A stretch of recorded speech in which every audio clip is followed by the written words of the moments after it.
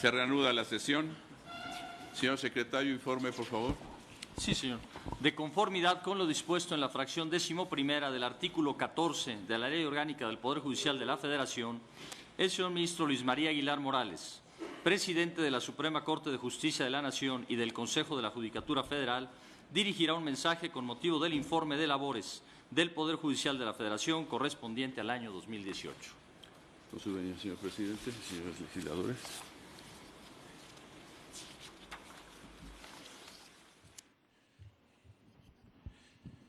Muy buenas tardes, honorables plenos de la Suprema Corte de Justicia de la Nación y del Consejo de la Judicatura Federal,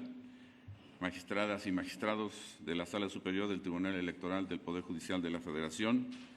señoras y señores magistrados, jueces de distrito, distinguidos invitados especiales. Señoras y señores, cumpliendo con lo que dispone el artículo 14, fracción 11ª de la Ley Orgánica del Poder Judicial de la Federación, en mi calidad de presidente de la Suprema Corte de Justicia de la Nación y del Consejo de la Judicatura Federal,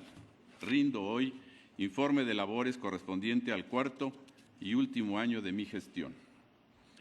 Señor licenciado don Andrés Manuel López Obrador, presidente constitucional de los Estados Unidos mexicanos, señor senador Martí Batres Guadarrama, presidente de la mesa directiva del Senado de la República, señor diputado Porfirio Muñoz Ledo, presidente de la mesa directiva de la Cámara de Diputados, y agradezco la asistencia a todos los invitados especiales. Manifiesto en primer término mi agradecimiento y reconocimiento a las señoras ministras y a los señores ministros de esta Suprema Corte de Justicia de la Nación, quienes me confirieron el gran privilegio y la enorme responsabilidad de asumir la presidencia de la Suprema Corte de Justicia de la Nación y del Consejo de la Judicatura Federal para el cuatrienio correspondiente 2015-2018. Agradezco también a las señoras consejeras, a los señores consejeros, por su apoyo en el desarrollo de las labores del Consejo de la Judicatura Federal, y es también un honor contar con la presencia de magistradas y señores magistrados de la Sala Superior del Tribunal Electoral del Poder Judicial de la Federación. Especialmente agradezco y reconozco el esfuerzo de los 1.502 titulares de los 846 órganos jurisdiccionales que desempeñan sus labores en los 32 circuitos en que se divide el territorio nacional, así como a quienes se desempeñan en los 41 centros de justicia penal federal y en el Centro Nacional de Justicia Especializada en técnicas de investigación, arraigo e intervención de comunicaciones. Mi reconocimiento, desde luego, a los 48.892 servidores públicos que colaboran en el Poder Judicial de la Federación, 3.600 en esta Suprema Corte y 45.290 a cargo del Consejo de la Judicatura Federal, lo que incluye, desde luego, jueces de distrito, magistrados de circuito en toda la República, así como a los integrantes de los órganos auxiliares que dispone la ley en el Consejo de la Judicatura Federal. Actividad jurisdiccional. Quisiera comenzar destacando la enorme trascendencia de las actividades de la Suprema Corte de Justicia de la Nación, que a través de sus sentencias y ejerciendo una cada vez más depurada control de constitucionalidad y convencionalidad, ha garantizado el derecho humano de acceso a la impartición de justicia pronta, completa, gratuita e imparcial. Para lograrlo, ha sido fundamental el trabajo realizado por el Pleno de este Tribunal Constitucional, que se encuentra conformado por grandes juristas, con quienes he tenido el privilegio de colaborar, ministras y ministros, a quienes les expreso de nuevo mi mayor respeto y admiración. La discusión, análisis y reflexiones que se hacen para tomar las decisiones en este alto Tribunal de la República demuestran que esas resoluciones se toman abierta y transparentemente, y que la divergencia de opiniones o puntos de vista no solo no son un obstáculo para encontrar la mejor decisión a favor de los justiciables, sino que enriquecen y legitiman la actividad de esta Suprema Corte en beneficio de México. Quiero aprovechar este momento, todavía como ministro presidente, para señalar mi especial agradecimiento a la señora ministra doña Margarita Beatriz Luna Ramos, quien con la bonomía y sonrisa que la caracterizan y que con sus diminutivos en nuestros nombres significa su afecto, ha sido determinante en los criterios que este Pleno ha sustentado, basada en la firmeza de sus convicciones y en un indudable estudio pormenorizado de cada expediente que he sometido a nuestro conocimiento. Mucho le agradezco, tanto como compañero en este Pleno, como cuando coincidimos en la segunda sala de este tribunal. Muchas gracias, Maggie. Este Tribunal Constitucional de México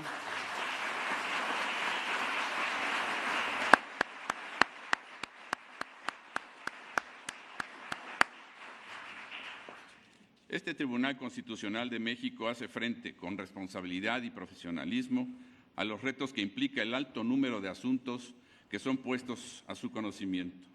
Pues a diferencia de otros tribunales del mismo rango en el mundo, nuestro máximo tribunal recibe aproximadamente 17,000 asuntos al año,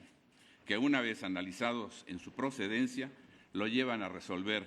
tanto en las salas como en este Pleno, el fondo planteado en casi 10,000 asuntos de ellos. El trabajo de la Suprema Corte de Justicia de la Nación incide, afecta y determina la vida de los mexicanos. Las resoluciones que se emiten en el Tribunal Constitucional no conforman meras opiniones académicas, sino que determinan la vida de la sociedad, establecen los límites que tienen las autoridades para hacer o para abstenerse de hacer. Las sentencias no solo afectan la vida de las personas en lo individual, sino que tienen un efecto muchas veces nacional, pues en ellas se analizan las leyes que pudieran ser contrarias a lo que exige la Constitución Política de los Estados Unidos mexicanos. Y en caso de que así sea, este Supremo Tribunal Constitucional tiene la facultad y la obligación de anularlas e impedir que afecten los derechos de la población. En uso y ejercicio de esa facultad constitucional, además de los asuntos, por cierto, muy numerosos que resolvieron las salas de este alto tribunal, el Pleno de la Suprema Corte de Justicia de la Nación analizó y resolvió diversos asuntos que, en los temas planteados, tuvieron un gran impacto en el ámbito jurídico nacional y en la defensa y protección de los derechos humanos de todos los mexicanos. Cumpliendo con ello, el Pleno declaró la invalidez, por ejemplo, de un artículo del Código de Procedimientos Penales del entonces Distrito Federal, que permitía la detención con control judicial en caso de delitos graves por un plazo de 5 días, prorrogable por 5 días más, porque esa privación de la libertad es contraria a la Constitución Federal, que no lo permite. El Pleno fijó las directrices también que establecen las obligaciones del Poder Judicial de la Federación en materia de cumplimiento de sentencias de la Corte Interamericana de Derechos Humanos, tratándose de restricciones constitucionales, con lo que se genera certeza sobre cuál es la participación de esta Suprema Corte en el acatamiento de resoluciones emitidas por la Corte Interamericana, con lo que nuestro país demuestra la importancia que tienen las resoluciones de tribunales internacionales.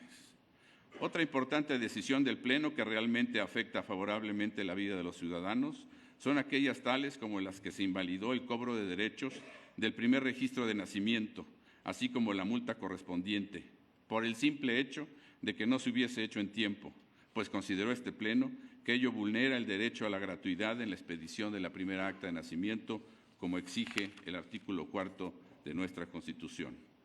No cabe duda que la Suprema Corte ha tomado decisiones que permiten a todos, sin distinción,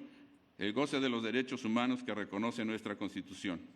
Ejemplo de ello es la acción de inconstitucionalidad en la que el Tribunal Pleno declaró la inconstitucionalidad de un artículo del Código Civil del Estado de Jalisco que definía el matrimonio como aquel celebrado entre un hombre y una mujer, pues se consideró que ello vulneraba la autodeterminación de las personas y el derecho al libre desarrollo de la personalidad de cada individuo, y de manera implícita generaba una violación al principio de igualdad y no discriminación, porque excluía la posibilidad de que parejas del mismo sexo pudieran acceder a la institución del matrimonio. Desde luego que en esta decisión, como en otras semejantes del tema, tienen un efecto en la vida de muchas personas y hacen que sus derechos sean respetados, a pesar de que se trate de minorías, pues no puede haber discriminación alguna. Por otra parte, el Pleno de la Suprema Corte de Justicia de la Nación también analizó diversos asuntos que, por los temas que se resolvieron, significan una gran relevancia en el respeto de los derechos de las personas. Tal es el caso de lo decidido en diversas acciones de inconstitucionalidad en materia penal, en la que se fijaron importantes precedentes en relación con los derechos de las mujeres privadas de su libertad. Sin duda, es digno de destacar que cuando se analizó la figura denominada síndrome de alienación parental, regulada en el Código Civil del Estado de Oaxaca, el Pleno determinó que para proteger el interés superior del niño, si bien resultaba constitucional regular este síndrome, sin embargo, se consideró inválido que en caso de tenerse por acreditada dicha conducta, tuviera como consecuencia la pérdida o suspensión en automático de la patria potestad, pues aplicar ese tipo de sanciones sin evaluación no permiten al juez hacer la ponderación de la idoneidad, eficacia y necesidad de estas medidas. Cuando el Pleno realizó el análisis de diversos preceptos del Código Nacional de Procedimientos Penales, determinó que para la inspección de personas y vehículos, el aseguramiento de activos financieros siempre debe hacerse a través de una orden judicial. De manera semejante, el Pleno de este Tribunal Constitucional declaró que son inválidos los artículos que permitían el embargo precautorio y el aseguramiento de bienes sin orden judicial, y que cuando la autoridad ministerial lleve a cabo la investigación de cualquier delito, debe hacerse mediante una orden judicial. En protección plena y amplia de los derechos de los menores, el Pleno declaró inconstitucional un artículo de la Ley de Niñas, Niños y Adolescentes para el Estado de Aguascalientes, que permitía, previo consentimiento, la exhibición de un menor ante los medios de comunicación como presunto autor de un hecho delictivo. Ello porque vulnera el principio del interés superior del menor y su derecho a la presunción de inocencia, ya que el estigma que esta acción produce limita la posibilidad de que puedan desarrollar en el futuro su autonomía personal. Hay temas que generan enorme repercusión en la vida de las personas y en el actuar de los medios de comunicación. Entre ellos encontramos el que motivó a este alto tribunal a discutir un tema de gran trascendencia nacional por su impacto en el ejercicio del derecho a la libertad de expresión, como es el derecho de réplica, y en cuya resolución definitiva, entre otros aspectos, se definió el alcance de esta figura atendiendo a los parámetros fijados por nuestra Constitución y los tratados internacionales de los que México es parte. Sin duda, uno de los asuntos de mayor relevancia que se han resuelto en este máximo tribunal fue la acción de inconstitucionalidad en la que se analizó la concordancia de la primera Constitución de la Ciudad de México con la norma suprema de la Nación. En este estudio, el Tribunal Pleno reconoció que las entidades federativas tienen atribuciones para prever en sus constituciones un catálogo de derechos en el que podrán desarrollar e incluso ampliar los derechos humanos contemplados en la Constitución Federal, siempre que se respete su contenido esencial y con su texto no se limiten esos derechos fundamentales. Bajo ese parámetro, se estudiaron las impugnaciones relacionadas con la invasión de competencias de la Federación, se definieron los alcances de la libertad configurativa de la Ciudad de México para establecer su régimen interior y se emprendió el estudio específico sobre la interpretación de esos derechos desarrollados en la norma fundamental local. No puedo dejar de destacar, tanto por la trascendencia de su impacto en la vida nacional como por la amplia y sustanciosa discusión que generó su estudio, el análisis efectuado a la Ley de Seguridad Interior, que finalmente tuvo como resultado el pronunciamiento por este Tribunal Pleno de que dicha ley es inconstitucional y, por lo tanto, se declaró su invalidez.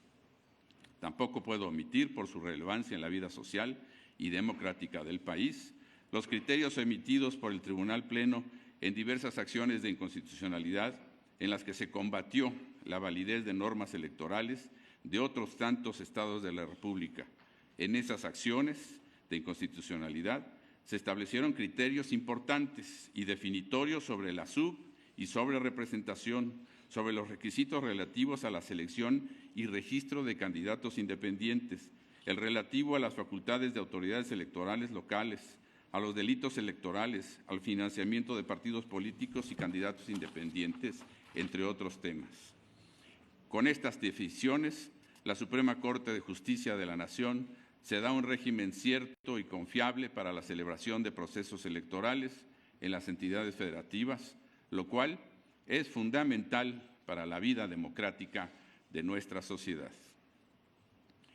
Cumplimiento del programa de trabajo. Hace 4 años, en el programa que presenté a consideración del Pleno de este Tribunal Constitucional, manifesté que el Poder Judicial de la Federación debe asumir sus responsabilidades con profesionalismo, independencia, imparcialidad y excelencia. Por ello, ante los reclamos sociales de legitimación de la Suprema Corte de Justicia de la Nación y de cada uno de los órganos jurisdiccionales federales, junto con el Consejo de la Judicatura Federal, como órgano de administración, vigilancia y disciplina, consideré indispensable llevar a cabo diversas acciones para estar a la altura de la modernización y satisfacción de las necesidades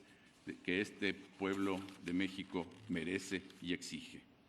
A continuación, haré un somero balance de las principales acciones que han sido emprendidas en estos 4 años. Política judicial en la implementación y consolidación de la reforma penal. Al comienzo de esta administración, en enero de 2015, solo teníamos en plena operación 2 centros de justicia penal, uno en Durango y otro en Puebla, y que el personal judicial debidamente capacitado hasta ese momento consistía en 62 personas, 5 de ellos jueces de distrito. El escenario que enfrentábamos los integrantes del Consejo de la Judicatura era francamente complejo, porque existía la necesidad ineludible de implementar el sistema penal en las 30 entidades faltantes en los poco menos de 18 meses restantes que culminaban en 2016. Se cumplió con ese deber constitucional, pues los consejeros replanteamos la estrategia seguida hasta ese momento y se diseñó un plan integral basado en 2 ejes fundamentales. Primero, rigurosas estimaciones de necesidades para el inicio y segundo, un estricto ejercicio de los recursos públicos disponibles. De esta manera, el Consejo de la Judicatura pudo lograr que para junio de 2016 estaban ya en operación 38 centros de justicia penal federal distribuidos en todo el territorio nacional,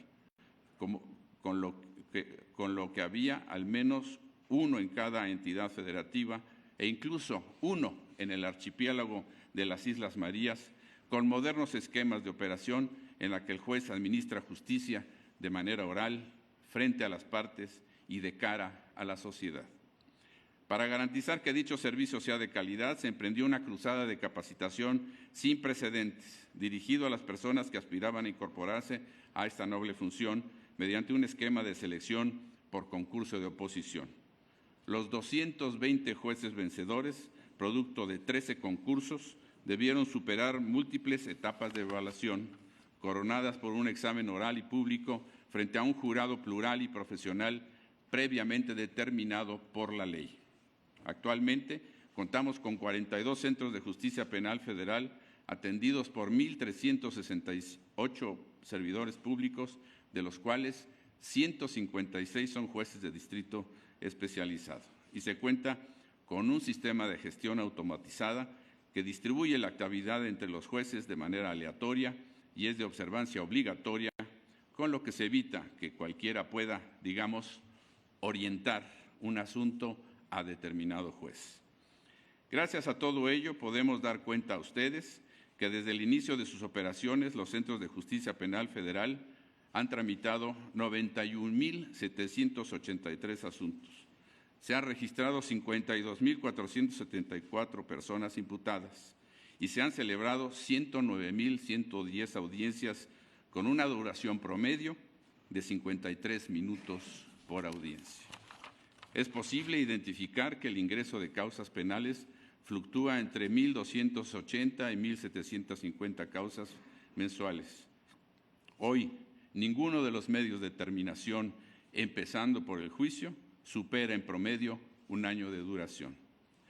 Sabemos que los delitos más frecuentes en el ámbito federal son los relacionados con la aportación de armas de fuego, los delitos contra la salud previstos en el Código Penal Federal y la Ley General de Salud, y el robo de hidrocarburos. Juntos representan el 83.6% del total de los delitos en las causas penales judicializadas a nivel federal, especialmente con incidencia en los estados de Puebla, Guanajuato, Baja California Norte y Chihuahua. El Consejo de la Judicatura Federal ha desplegado más de 33 programas en cursos, seminarios, mesas redondas, jornadas de discusión y otros,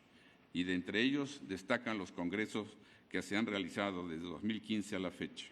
con la participación de más de 1.500 juzgadores federales, más juzgadores estatales de las 32 entidades federativas. Además de ello, y con el apoyo del Departamento de Justicia de Estados Unidos y del Reino Unido, hemos realizado cursos para capacitar a nuestros jueces en el sistema oral. Hemos realizado jornadas de discusión sobre derechos humanos y grupos en condición de vulnerabilidad ante el nuevo sistema de justicia penal,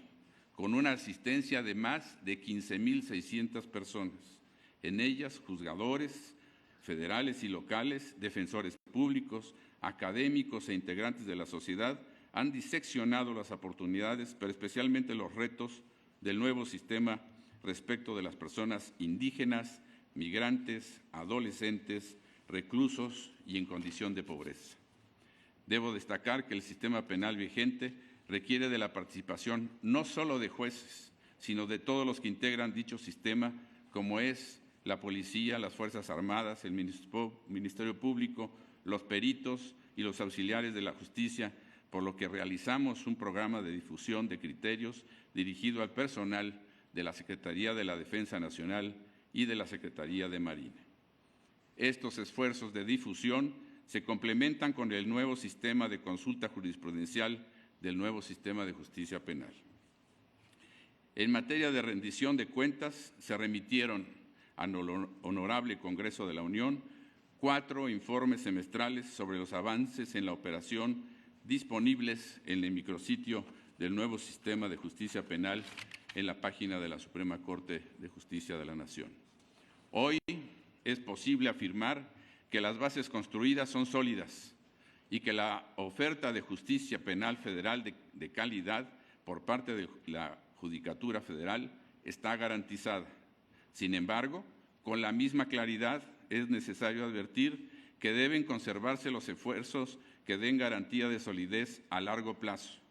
Temas tan concretos y relevantes para la justicia completa y de calidad que pasan por evaluar la necesidad de relanzar el acuerdo entre los 3 poderes de la Unión para la consolidación del sistema de justicia penal, que han servido de referencia para articular los esfuerzos interinstitucionales con un pleno respeto a la división de poderes, pero con una compartida y auténtica visión de Estado. Las señoras y señores consejeros que me acompañaron en esta tarea dieron muestra de estar a la altura de este reto, y los resultados están a la vista, que en los términos económicos representaron un gasto de solo el 33% del total que hubiese sido necesario de seguir con la meta fijada al inicio de mi administración. El ahorro de recursos correspondientes que se obtuvieron es una condición que siempre buscada por el Consejo de la Judicatura Federal. Mi agradecimiento a los integrantes del Consejo de la Judicatura Federal. Protección de derechos e impulso al Estado de Derecho. En mi programa de trabajo afirmé que la protección total de los derechos humanos se constituye ahora más que nunca como el único horizonte hacia el que deben dirigirse toda la actuación de la autoridad. La Dirección General de Estudios, Promoción y Desarrollo de los Derechos Humanos realiza sus actividades en torno a 4 ejes de trabajo: promoción y difusión, capacitación, así como la realización y publicación de estudios e investigaciones en materia de derechos humanos. En ejercicio de sus atribuciones de promoción, difusión y capacitación, de 2015 a la fecha, se han llevado 834 eventos en los que se abordaron los derechos humanos a través de temáticas que comprenden a diversos grupos en condiciones de vulnerabilidad. Su labor se ha extendido a toda la República. Se ha mantenido una estrecha comunicación y colaboración con la Comisión Nacional de Derechos Humanos, la Comisión de Derechos Humanos del Distrito Federal y los organismos equivalentes de protección de los derechos humanos en las entidades federativas, así como con las diversas comisiones del Senado de la República y la Cámara de Diputados, el Instituto Nacional de las Mujeres y el Instituto Mexicano de la Juventud, habiendo participado en al menos 38 eventos. En el plano internacional, las actividades de promoción y difusión se desarrollaron en participación con los poderes judiciales de Argentina, Bolivia, Colombia, Ecuador, Guatemala, Indonesia y Perú. El trabajo interinstitucional se enfocó también en la cooperación y celebración de eventos con organismos de Naciones Unidas, así como con la Corte Interamericana de Derechos Humanos. En el ámbito académico también se celebraron actividades como con el Instituto Max Planck, con el Instituto de Investigaciones Jurídicas de la UNAM y el Programa Universitario de Derechos Humanos de la UNAM y el Observatorio del Sistema Interamericano de Derechos Humanos. Con motivo de la celebración del bicentenario del natalicio de Mariano Otero, la Dirección General colaboró con otras instituciones. Llevó a cabo la edición conmemorativa de los libros Mariano Otero, Visionario de la República, a 200 años de su nacimiento, que consta de 5 tomos que compilan y analizan la vida y obra de este jurista. Agradezco especialmente el intenso y fructífero trabajo de la doctora Leticia Bonifaz Alfonso. Igualdad de género. En enero de 2015 designé a la señora ministra Margarita Beatriz Luna Ramos para presidir el Comité Interinstitucional de Igualdad de Género del Poder Judicial de la Federación. A casi 4 años de distancia, podemos afirmar que los avances son sustantivos y que hemos logrado afianzar en nuestras juzgadoras y juzgadores una auténtica convicción en la necesidad de implementar las perspectivas de género en nuestro quehacer jurisdiccional. Con esta visión, a lo largo de estos 4 años, el Comité Interinstitucional de Igualdad de Género coadyuvó con la Asociación Mexicana de Impartidores de Justicia, la AMIJ, para un impulso definitivo a la firma del Pacto para introducir perspectiva de género en los órganos de impartición de justicia. Durante estos 4 años, esta Suprema Corte y el Comité Interinstitucional convocaron al Encuentro Internacional Juzgando con Perspectiva de Género, con una asistencia cada vez más nutrida de impartidores de justicia nacionales y del extranjero. Un importante logro fue la materialización del Manual para una impartición interseccional de justicia con perspectiva de género, un proyecto que, emanado del comité, se elaboró gracias al trabajo conjunto de juzgadoras federales y locales coordinadas por la magistrada Lilia Mónica López Benítez. En el ámbito jurisdiccional, la región iberoamericana, en la 18ª edición de la Cumbre Judicial Iberoamericana celebrada en Paraguay,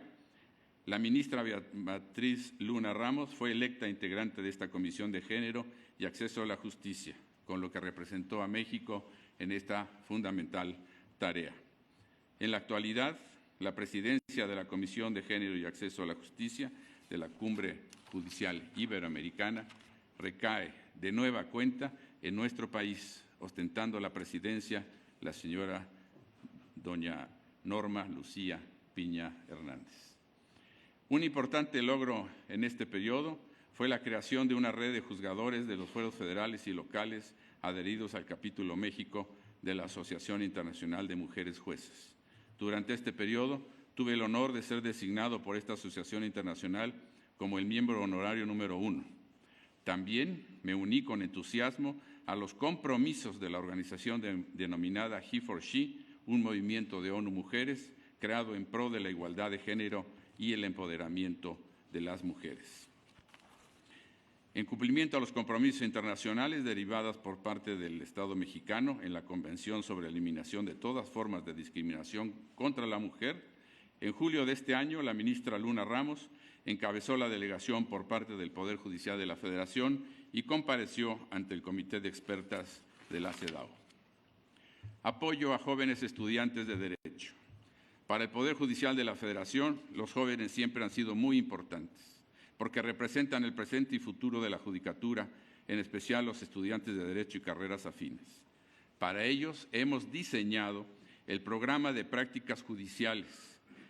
de eminente corte social que recibe como aprendices a estudiantes de todas las universidades públicas y privadas del país, formando su vocación por la impartición de justicia, teniendo como tutores a los propios jueces y magistrados, sin que haya vínculos o recomendaciones de ninguna naturaleza. Pero además, hemos logrado, en conjunción con Fundación UNAM y la Facultad de Derecho, otorgar a ya 200 jóvenes, tanto mujeres como hombres, en igualdad de número,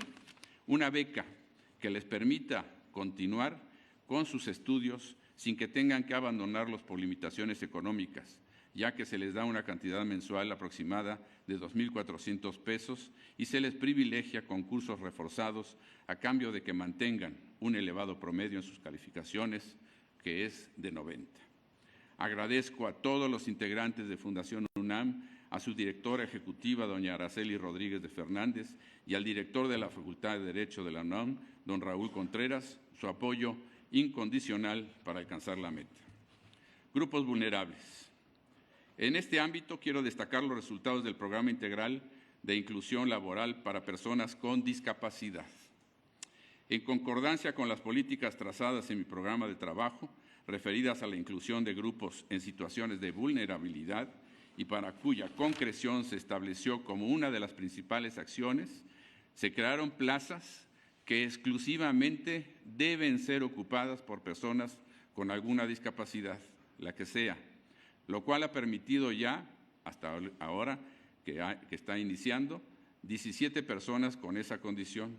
personas que han demostrado su alta capacidad de trabajo e inteligencia, por lo que han colaborado en la aportación de los resultados de este Tribunal Constitucional.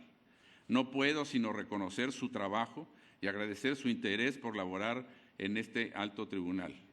La semana pasada se emitió la Guía para la Inclusión de Personas con Discapacidad, con la participación de Jean Jarab, de la Oficina del Alto Comisionado de los Derechos Humanos de la ONU. Asimismo, en el CENDI, a cargo de la Suprema Corte, se ha dispuesto que se otorgue atención a los grupos vulnerables, especialmente a niñas y niños con discapacidad, sin discriminación alguna y, en cambio, con un trato profesional y capacitado. Para ello se emitió el Reglamento Interior del Centro de Desarrollo Infantil 123, que ofrece alternativas a los padres y a las madres que prestan sus servicios en la Suprema Corte para que, de requerirlo, dispongan de los servicios del CENDI en los casos en que sus menores hijos tengan alguna discapacidad. Para ello, en el CENDI se realizaron adecuaciones al inmueble, se capacitó a personal y se tienen especialistas, todo ello con la orientación y observaciones realizadas por el Instituto Nacional de la Infraestructura Física Educativa y la organización Libre Acceso AC, quien participó gratuitamente con sus asesorías. Desde el año de 2015 se inició el Plan Rector en materia de accesibilidad para personas con discapacidad, en el que se establecen políticas generales y criterios específicos para guiar de manera planificada, ordenada y gradual el desarrollo de las acciones en la totalidad de los inmuebles, no solo de la Suprema Corte, sino de todos los del Poder Judicial de la Federación, Suprema Corte, Consejo de la Judicatura y el Tribunal Electoral del Poder Judicial de la Federación, para que dispongan de espacios físicos que correspondan a los requerimientos de los usuarios. Se replantearon los contenidos y estructuras de las páginas principales de la Suprema Corte y del Consejo para cumplir con criterios de accesibilidad. Defensoría. Personas migrantes. La migración en los últimos años se ha ubicado como un tema de suma importancia en las relaciones internacionales y un complejo desafío en la atención de los asuntos políticos, jurídicos, económicos y, desde luego, sociales y culturales, tanto en los países expulsores como en los de tránsito y destino o retorno. El reto principal para los Estados es garantizar la seguridad de las personas migrantes que se encuentran en determinado momento en su territorio, haciéndolo mediante la promoción, el respeto, la protección y la garantía de los derechos humanos. El reto de los poderes judiciales es garantizar el acceso a la justicia. La seguridad de las personas migrantes implica indudablemente la protección del derecho a la vida, a la libertad, a la seguridad, así como a la justicia, a la alimentación, a la salud y a la educación, solo por mencionar algunos. Entre las garantías mínimas que el Estado mexicano debe reconocer a todo migrante, independientemente de su estatus migratorio, está el derecho a la seguridad jurídica y, desde luego, al debido proceso, comprendido en un sentido amplio,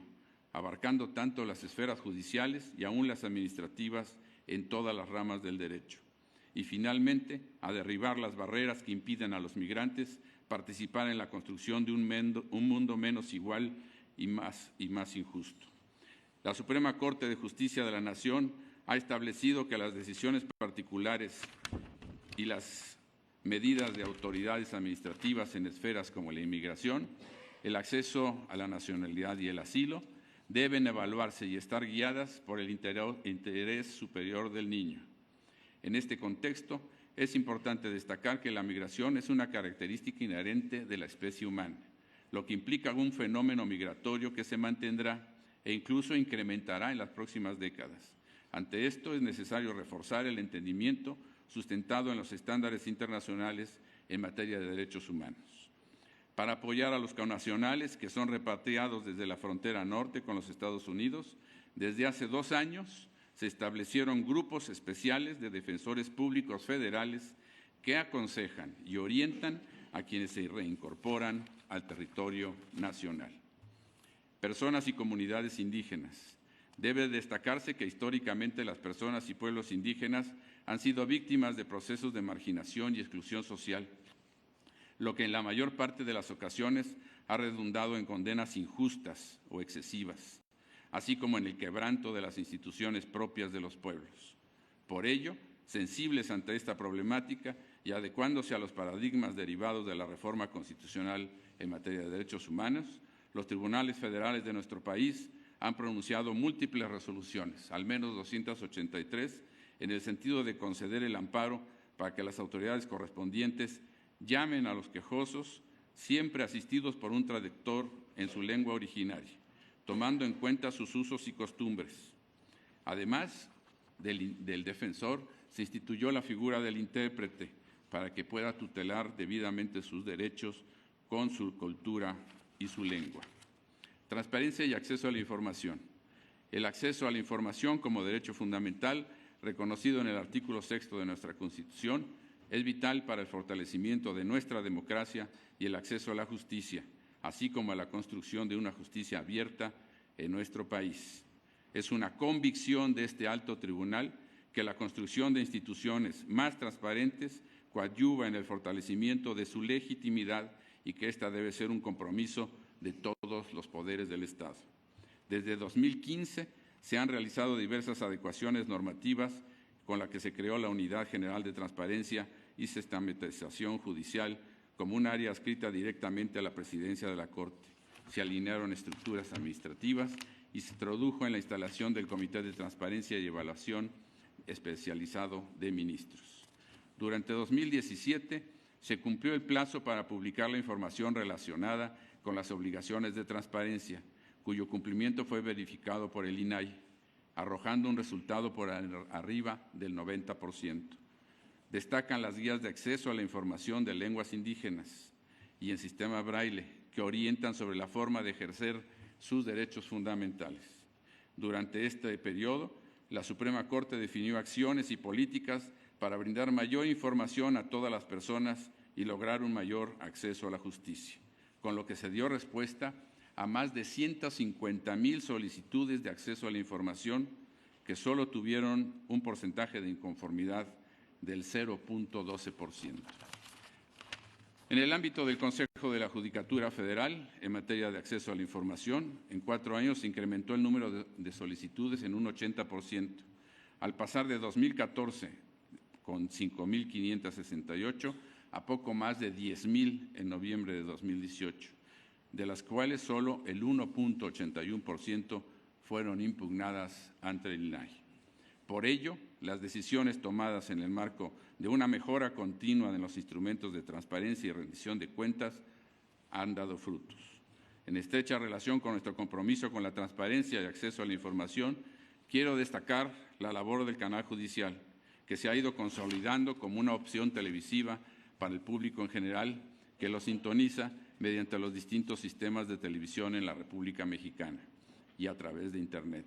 En 2018 se han registrado ya 8 millones de telespectadores, con un alcance promedio de 69,000 personas diarias. Durante mi administración se puso en marcha una amplia oferta informativa que permitió llegar a más de 1,700 estaciones de radio en todo el país.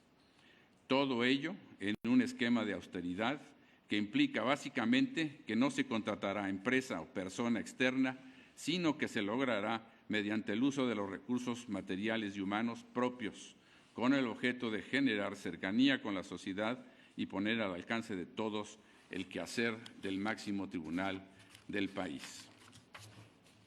Como complemento del acceso a la información, en abril de este año se inició la operación de la Ventanilla Única de Servicios Administrativos con recursos propios, tanto humanos como materiales, utilizando la infraestructura de este alto tribunal. Reconozco a los medios de comunicación, reporteros y periodistas, a los que les refrendamos nuestro compromiso de que la Suprema Corte de Justicia de la Nación siempre será la última línea de defensa de la libertad de expresión, pues la libertad de expresión que ejercen los periodistas es uno de los principales pilares en los que se sostiene nuestra democracia. Les agradezco su trabajo en favor de la información y de la difusión de las actividades del Poder Judicial de la Federación. La crítica que se despliega en los medios sirve, sin duda alguna, para impulsar lo que va bien y para corregir lo que va mal. Gestión administrativa y condiciones para el acceso a la justicia. La adecuada gestión de recursos financieros, humanos y materiales, con la que se cuenta tanto la Suprema Corte como el Consejo de la Judicatura, debe estar encaminada a proporcionar a los juzgadores federales las condiciones necesarias para cumplir con su objetivo protector en una justicia para los mexicanos con la amplitud y generosidad que dispone nuestra Constitución Federal, pero siempre con un sentido de cuidado del gasto, de criterios de austeridad y de lograr que los recursos se aprovecharán al máximo indispensable para no suspender el servicio público de justicia. Propuse entonces el impulso a las acciones para que se facilite a todas las partes en los juicios que así lo soliciten la firma electrónica del Poder Judicial de la Federación, mediante un procedimiento ágil y de fácil acceso. Los juzgadores no desconocemos el tiempo en que vivimos. La tecnología nos brinda oportunidades sin precedentes en la historia de la humanidad. Nos hace más cercanos a la sociedad y hace más efectivas y prontas las declaraciones jurisdiccionales. Así, en virtud del Proyecto Nacional de Interconexión Tecnológica, es ahora una realidad el juicio en línea, que puede tramitarse desde su inicio en Internet. Desde enero de 2016, en que se puso en marcha, hasta el momento se han interpuesto 347,500 demandas de amparo de manera electrónica, que hacen más accesible la defensa de los derechos reconocidos por esta Constitución. En el Programa Institucional de Desarrollo Sustentable, hablando de desarrollo sustentable, se hace un uso más eficiente del agua, el ahorro considerable de energía y la disminución notable y creciente en el uso de papel a cambio de la utilización de la comunicación electrónica con todos los beneficios que ello conlleva. De esta forma, en todos y cada uno de los inmuebles de nuestras instituciones, tanto en la Ciudad de México como en el país, operan ya mecanismos de uso eficiente de agua y de energía con dispositivos ahorradores, sistemas de captación, reutilización de aguas pluviales, dispositivos de encendido automático, luminarias de LED y la utilización de paneles solares. Queremos que ello sea un elemento característico de nuestras instituciones y que quienes trabajan en las instancias de justicia federal sean agentes de cambio en sus familias y en su entorno social para valorar y proteger la naturaleza y el ambiente. Carrera judicial, vigilancia y disciplina. El manifiesto del Congreso de Chilpancingo del 6 de noviembre de 1813 dice: pondrán jueces buenos que les administre con desinterés la justicia. Estoy convencido que uno de los aspectos más importantes en toda institución impartidora de justicia es que se logre seleccionar a aquellas personas que reúnan las cualidades necesarias para ser un juzgador independiente, objetivo, imparcial, profesional y de excelencia mediante la evaluación de cualidades éticas, sus conocimientos jurídicos y la forma de aplicarlos a los casos concretos, así como con una personalidad acorde con los principios de prudencia, objetividad, convivencia y respeto a sus compañeros y colaboradores. Así, las adscripciones por necesidades de servicio no se han hecho arbitrariamente o por el simple paso del tiempo, sino que se determinan privilegiando el servicio público de administración de justicia, considerando el perfil idóneo del juzgador requerido por el órgano jurisdiccional, pero también atendiendo al interés de los juzgadores, armonizando de tal modo que dichas necesidades de servicio fueran satisfechas y al propio tiempo favorecer el interés de los servidores públicos, especialmente de las mujeres sujetas a esas adscripciones. Entre 2015 y 2018 fueron designados 202 magistrados de circuito y 388 jueces de distrito. Esto no quiere decir que la designación de juez de distrito o magistrado de circuito sea una cuestión de intereses personales, compadrazgos o consideraciones superficiales.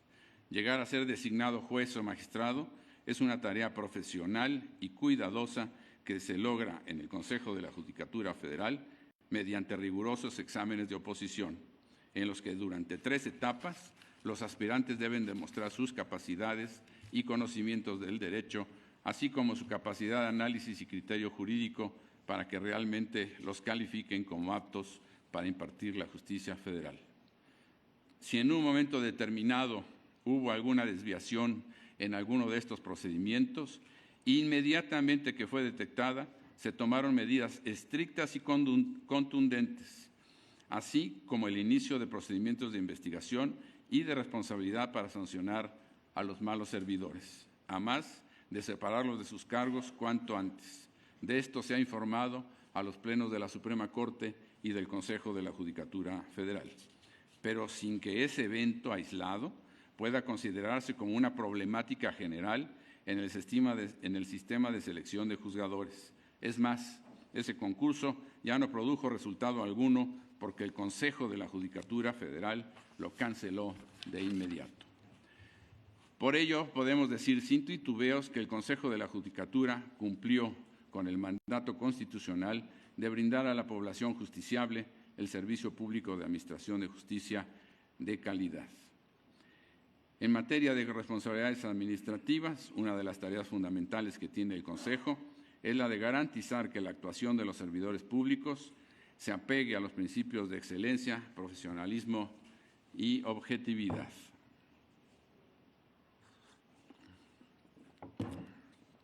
En ese tenor, durante mi administración, se atendieron 7,000 quejas y denuncias. En el Consejo de la Judicatura se instauraron más de 150 procedimientos disciplinarios de oficio. Se realizaron más de 90 investigaciones y fueron sancionados 260 servidores públicos adscritos a órganos jurisdiccionales, siendo de ellos 36 magistrados de circuito y 49 jueces de distrito. Las sanciones impuestas a esos titulares han ido desde amonestaciones y apercibimientos hasta suspensión y 8 casos de destitución e inhabilitación. En el caso del personal subalterno, también fueron impuestas sanciones semejantes. En todos los casos, trátese de quien se trate, se ha actuado. La Ley General de Responsabilidades Administrativas incorporó al Sistema General de Responsabilidades el principio de separación e independencia de funciones investigadoras y sustanciadoras en materia disciplinaria. Por ello, el Consejo de la Judicatura emitió el acuerdo correspondiente para separar dichas funciones. Con el auge de las tecnologías de la información, se publicó en el Diario Oficial el Acuerdo General del Pleno del Consejo, por el que se expide el protocolo de actuación para la obtención y tratamiento de los recursos informáticos y evidencias digitales. Como parte de mi proyecto de plan de desarrollo, En días recientes propuse al Pleno del Consejo de la Judicatura Federal un acuerdo general para propiciar condiciones de igualdad en el acceso al servicio público, tanto en la carrera judicial como en la función de apoyo administrativo, para combatir el llamado nepotismo.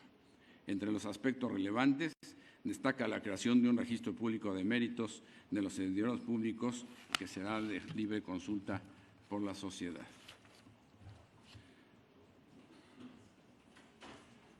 Sí.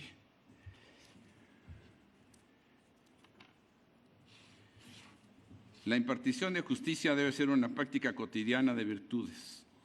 y, en consecuencia, para el ejercicio digno de nuestra función,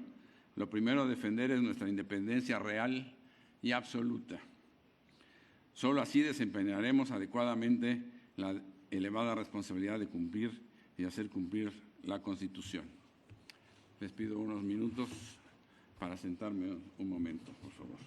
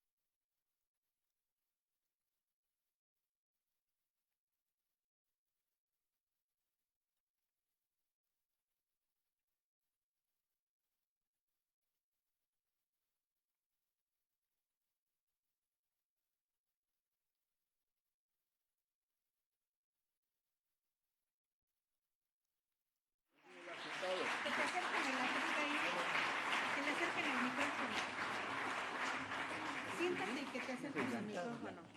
Y termina el informe sentado. Gracias.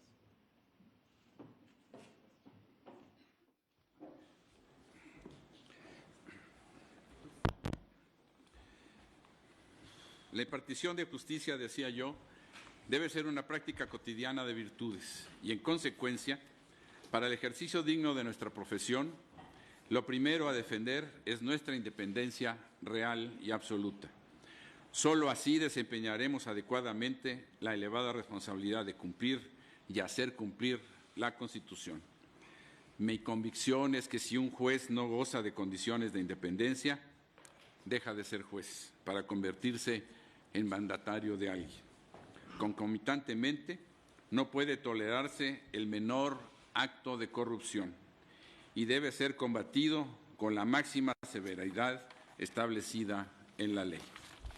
Todos los juzgadores del Poder Judicial de la Federación son personas a los que debe reconocerse su esfuerzo, vocación y disciplina por la impartición de justicia protectora de los derechos humanos. Por ello, desde los primeros días de ejercer mi cargo como ministro presidente, me propuse, en los hechos, buscar un acercamiento con ellos, reconociendo su calidad de titulares del Poder Judicial de la Federación, como señala nuestra Carta Fundamental. Por ese trabajo, con el empeño por cumplir, como he visto en todos ellos, y su aplicación de la máxima de impartir justicia con independencia, excelencia y profesionalismo, más mis 50 años de trabajo en este poder del Estado mexicano, me hace sentirme siempre parte de esa comunidad y he tratado de demostrárselos con apoyo y respeto a sus investiduras y a sus personas. No puedo dejar de expresar mi más grande agradecimiento a todos los funcionarios que han colaborado conmigo en la presidencia, desde el oficial mayor y todas las áreas administrativas, hasta los colaboradores jurídicos que me apoyaron en la elaboración de dictámenes legales y construcción de acuerdos generales.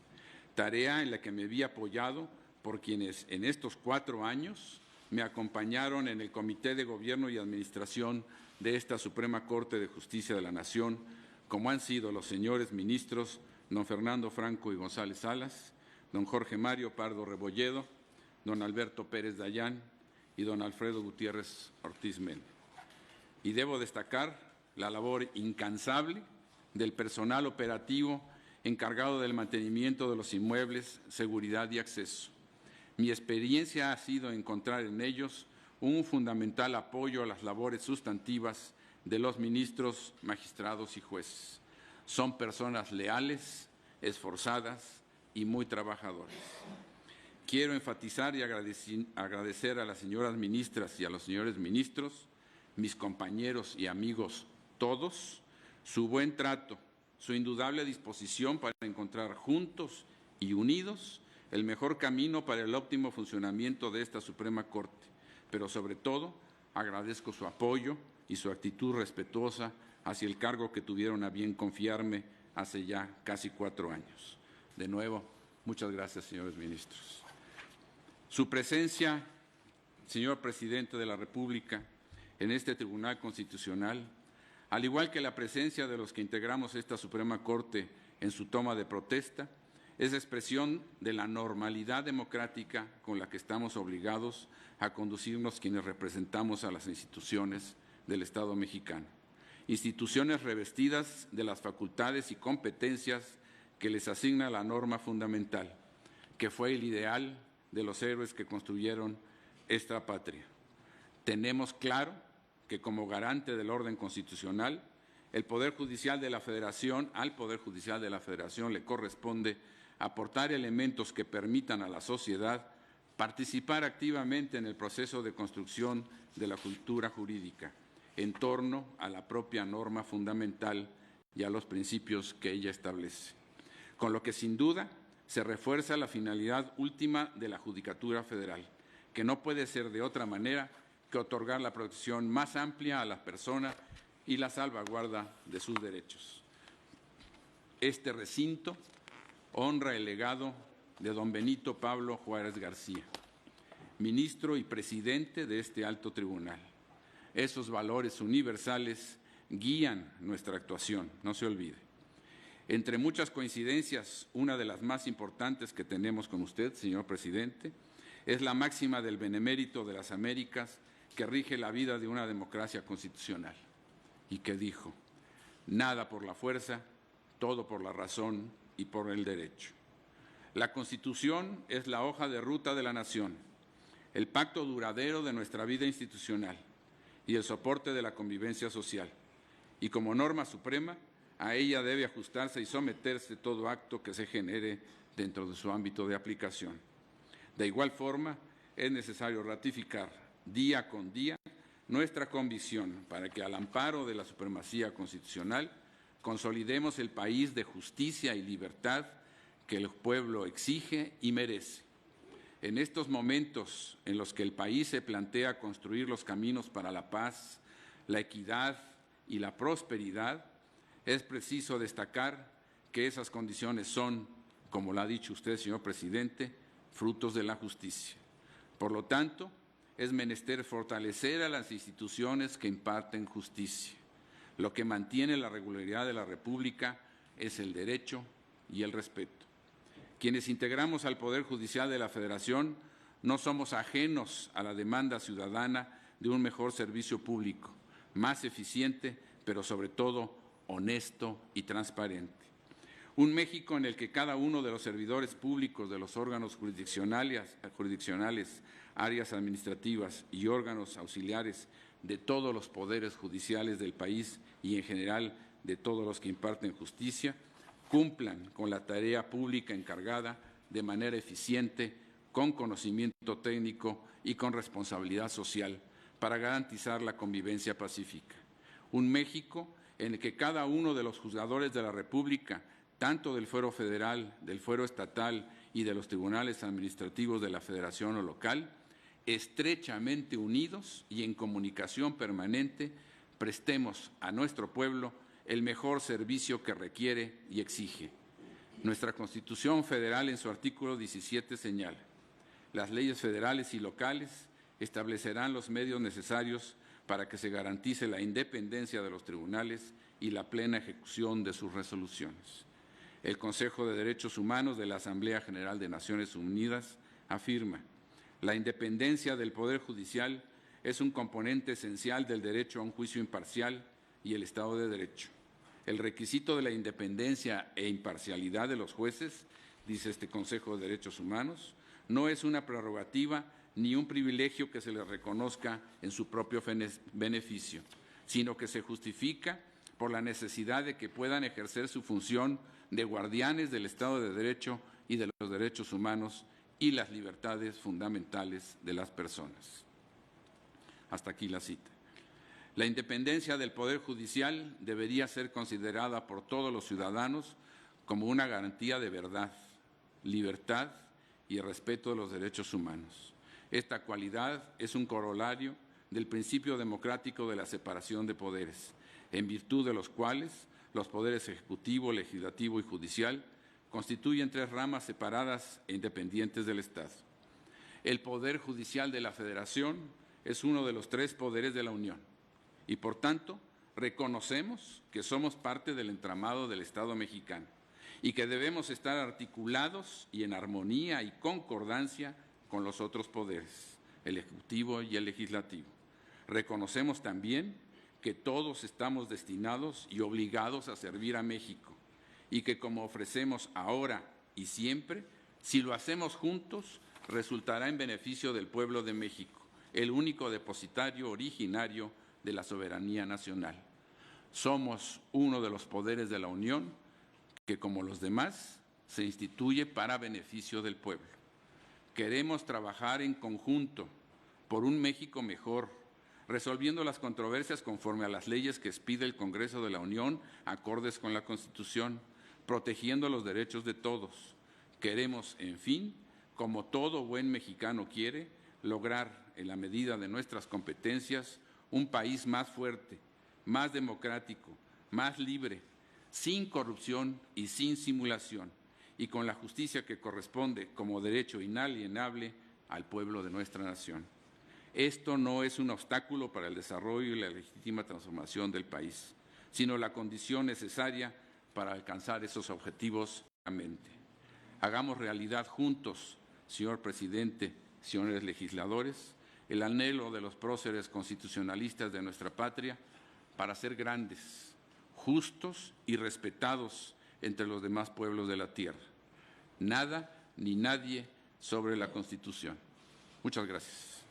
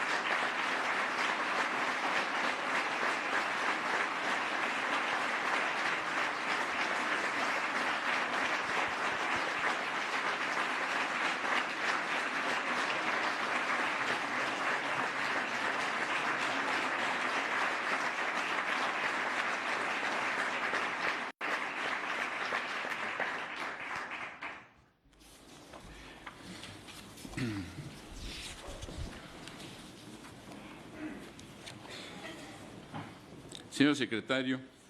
informe el siguiente punto del orden del día. Sí, señor.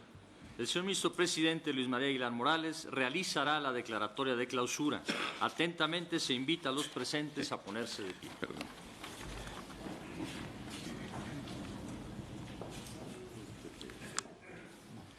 Hoy, jueves 13 de diciembre de 2018, la Suprema Corte de Justicia de la Nación declara solemnemente clausurado el segundo periodo de sesiones correspondiente al año en curso, con efecto